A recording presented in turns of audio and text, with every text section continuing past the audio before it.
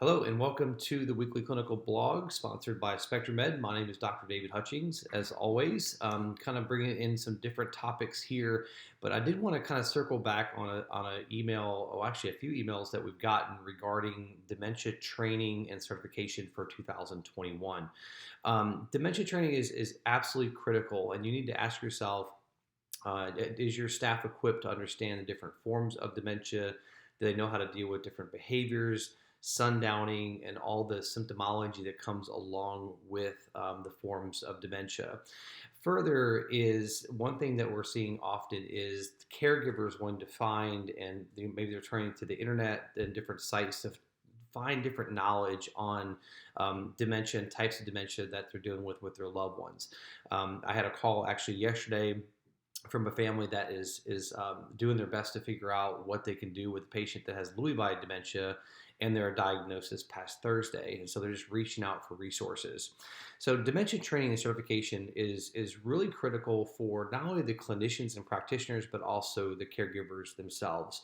Some companies and some communities, memory care communities, require dementia training so much every single year. And I could not agree with that more than ever. We are finally able to get to a point where we are identifying different forms of dementia more accurately and diagnosing it more accurately. And we need to make sure that our staff and our caregivers are up to par on the different types and, of course, how to deal with the symptomology that we're seeing. So if we kind of look at this by stage and also by type, it's when we look at our trainings, we need to understand what happens at every single stage of dementia, and that allows us to be able to address the symptoms and also be able to prepare ourselves clinically on what is coming next for the patient. For example, I had a call this morning on we want to keep our dad home as long as possible, but he made it very clear that if we ever had this condition, that if he ever became incontinent, that he does not want to stay home. So the question for the family is, at what stage does this happen, and how much time do we have before that happens?